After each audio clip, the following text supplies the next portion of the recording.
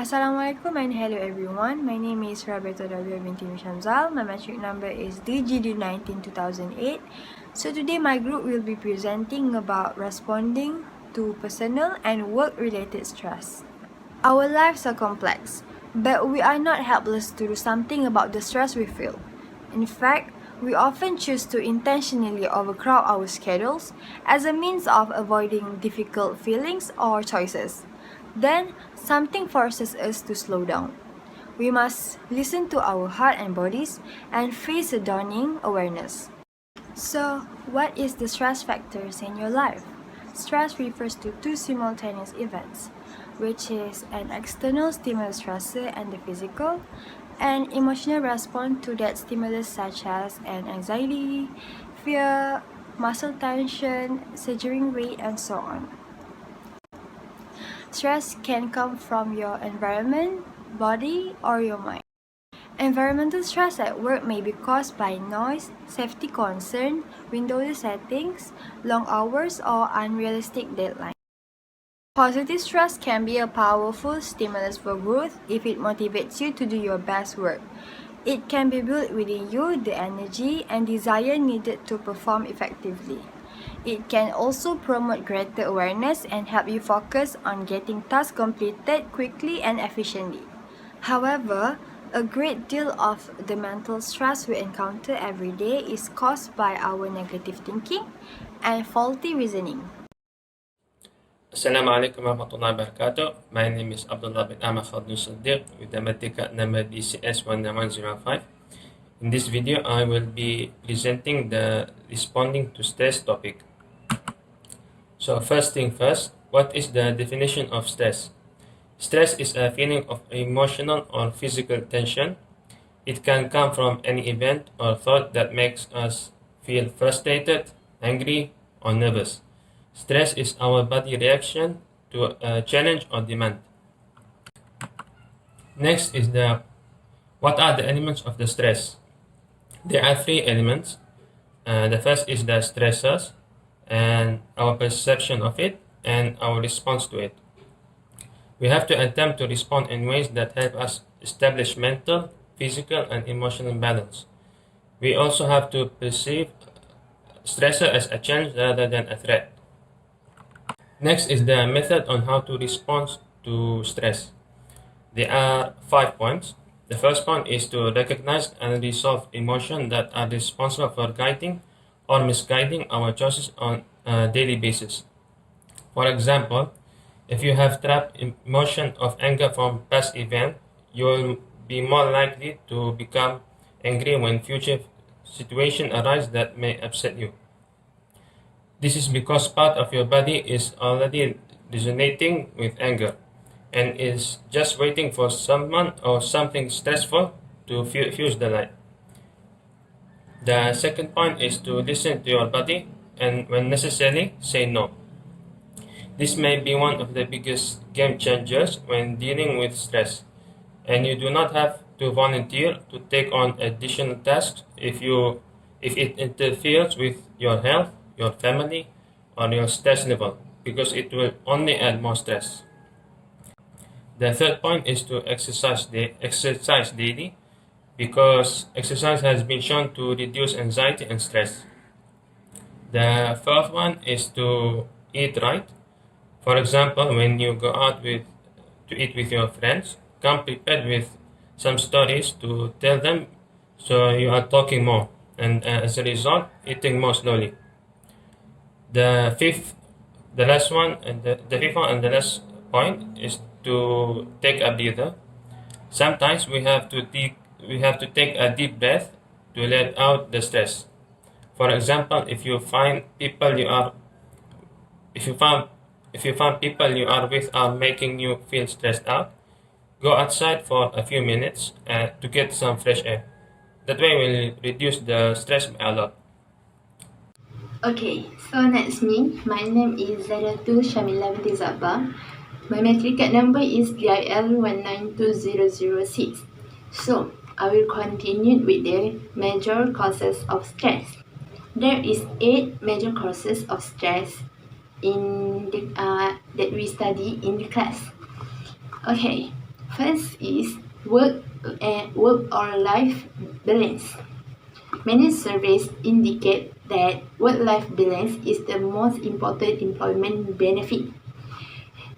Economic downturn forces many workers to defer effort to strike a better work-life balance. So the second is long hours or irregular schedules. Usually the office hours is between 8 a.m. to 5 p.m. But when the long hours and irregular schedules happen, it causes of stress to the workers. For example, weekend work often add stress to the worker's life. Okay, so the third is change. When the workplace change, it will make the workers need to doing job faster, mastering advanced technology, and taking on new work assignment. Okay, so the fourth is multitasking. Multitasking communication technology creates many distractions or interruptions 24 hours. Although multitasking can be stressful, we must find ways to embrace it so we can learn more from the mistake that we do. So next, the fifth, noise pollution. Noise is unwanted sound such as the growl of the traffic, pin pin pin, or your neighbor loud music, or the loud voice of the person who was nearby. It can increase your stress level without your conscious awareness. The noise you can shut off is likely to have a negative effect on your emotional well-being. Research indicates that noise affects people more than any other work area pollutant, yet it is not regulated like other forms of pollution. So, the sixth is incompetent leaders. Stress may arise when incompetent leaders do first, fail to recognize employee ideas and concerns. Second, withhold information from employees. Third, fail to clarify roles and responsibilities. And fourth, set unreasonable deadlines and then blame employees for not meeting them. That incompetent leaders can cause of stress to the workers. Okay, so the seventh is work and family transition.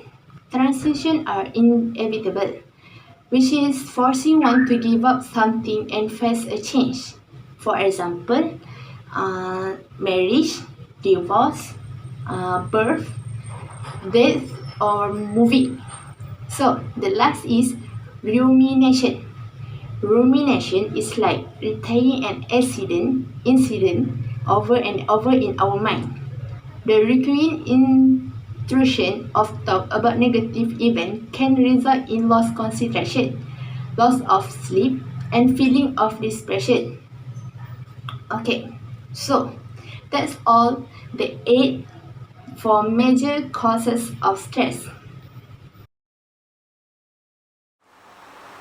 Hi, Assalamualaikum. My name is Najah Nurul Dilaila binti Samsul and my metric card number is TIL192003. Okay, so next, I'll continue with warning signals of too much stress. Okay, so symptoms of stress.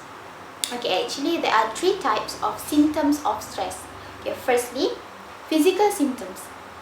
Okay, for example, physical symptoms is sleep disturbances, tension or migraine headache, hair loss, sweaty palms or hands, and also skin problems. Okay, the second symptoms is emotional symptoms. Okay, for example, nervousness, anxiety, depression, moodiness, irritability, frustration, lack of concentration, substance abuse, and also memory problems. And the last symptoms, or the third symptoms, is relational symptoms. Okay, relational symptoms is such as increased arguments, isolation from social activities, conflict with co-workers or employers, overreaction, and also road rage. Stress management strategies. Okay, eliminating all stress is not realistic, so we can learn how to manage our reactions to stressors, and we can make stress management techniques as part of our daily routine. Okay, so actually there are a lot of strategies that we can use to manage our stress. So for the first example is sleep. Okay, getting enough quality sleep is one of the most effective stress management strategies. Why? Because the restorative processes of the body and our mind occur during sleep. So we have to train our body to improve our sleep recovery period. Okay, for the second example is exercise. Okay, for most people, exercise is the number one treatment for stress and tension. Even moderate increase in heart rate can stimulate endorphin release. For example, when walking, swimming, and jogging. And the third example is deep breathing exercise. Okay, deep breathing exercise forces us to focus on the present moment rather than on things that are causing us stress. Okay, for example, complete cycle breathing and also abdominal breathing. Okay, next example is meditation. Okay, meditation is relaxation techniques that slow your pulse, respiration, and brain wave activity and lower your blood pressure. Practicing meditation regularly can permanently rewire the brain to raise levels of happiness, lower stress, and improve immune system function. Next, solitude. Okay, those who are constantly in touch with others can benefit from solitude. Solitude can be viewed as an emotional breather, a restorer of energy, and a form of rest similar to sleep. Solitude is often required for the unconscious to process thoughts and events. And last example is resilience. Resilience is being able to bounce back when confronted with stressful situations. Resilience is not just a personal characteristic, it applies to teams as well. So when people have confidence in themselves, in one another, and in an organization, it motivates them to push the boundaries and strive to achieve more without fear of making a mistake. Teams that are immersed in a culture of initiative, accountability, and collaboration are more likely to believe that they can weather any storm. Hi, Assalamualaikum. My name is Nurul Nahwat Syafiqah binti Sulaiman. I'm checking Diploma in Law, currently SEM 4. My matric card number is DIL 19-2005. I'm going to talk about how to use positive psychologies to combat stress. First thing first is happiness. Each person has a different happiness baseline, and fortunately, we can learn to raise ours. By learning how to raise our baseline, we can achieve higher and higher levels of happiness. The heights and lows of emotion improve. Life periods are shorter. Happy is more than just a mood. It is a way of living and working. Secondly is laugh and have fun. Laughter is a gentle exercise for our body, a form of inner jogging. When we're laughing, our immune system gets a boost. Stress-related hormones are reduced. Respiratory function is improved. Having fun while we are on the job does not preclude being serious about our work and caring about doing a good job. The goal is to create a positive, fun-loving atmosphere that helps reduce stress levels. Next is commit random acts of kindness. Acts of kindness towards friends, family, and even strangers decrease stress level and improve mental health. Research study participants who complete 5 acts of kindness towards others not only felt much happier throughout that day, but also in subsequent days. Next, how to use positive psychology is we have to be optimists. Training our minds to see the positive during stressful times creates increased optimism. Optimists cope better during stressful situations and maintain high levels of well-being during times of hardship. Optimism is a powerful predictor of work performance. Optimism also set more goals, and more difficult goals put more effort into attaining those goals, stay more engaged in the face of difficulty, and rise above obstacles more easily than pessimists. We also need to use our unique strength. If we focus on what we do well and what we enjoy the most, we are less likely to be stressed or depressed and more likely to be successful. In one study, people who used their signature strength were significantly happier and less depressed than those in control group. 6 months after 6 months, they still had high levels of happiness. Next, we must set our goals. An effective way to overcome feeling discouraged and helpless during a difficult time in life, it is to set goals. Setting small, attainable goals help you to regain control and feel a sense of accomplishment. Take a large goal and break it into a small chunks. What can be achieved during a week or even a day? As we check off each goal, we will see and feel a sense of accomplishment as we achieve our goals. Be sure to celebrate even small wins. Last but not least, we use positive psychology to regain and let go of control. People experience stress when they feel they have no control in a situation. Needless worry about things outside of our control is a complete waste of time and robs people of energy and times that can be put toward other, more productive things that they can control. Try this experience the next time when you get anxiety. Next, I would like to share about how to cope with psychological disorders. There are 3 types of psychological disorders. First thing first is anxiety. Second is depression. Thirdly is burnout. Firstly, anxiety.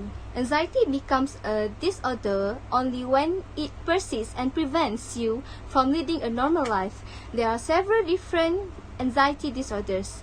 Firstly is a phobia, an irrational fear of specific object or situation.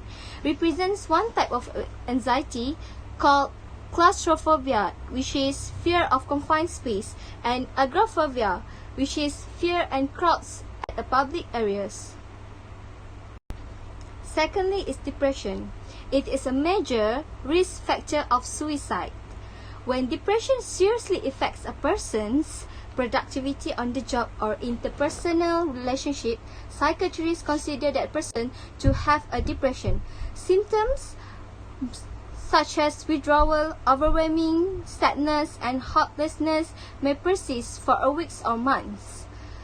Depression is a treatable disorder, but it often requires a variety of approach. Last but not least is burnout. Burnout is when you experience burnout, you feel that your energy fuel tank is operating empty. Just as the engine of a car literally stops running about fuel and oil, a complete mental or physical breakdown car result from a burnout. The most common symptoms of burnout include the following. Firstly is increased detachment from co-workers, customers or clients, increased tiredness, absence, cynicism and moodiness, and increased disorientation, forgetfulness and low concentration. It is also increased personal problems such as drug or alcohol abuse, decreased social contacts or material discord. So, how to coping with psychologist disorders? First thing first is popular therapy options.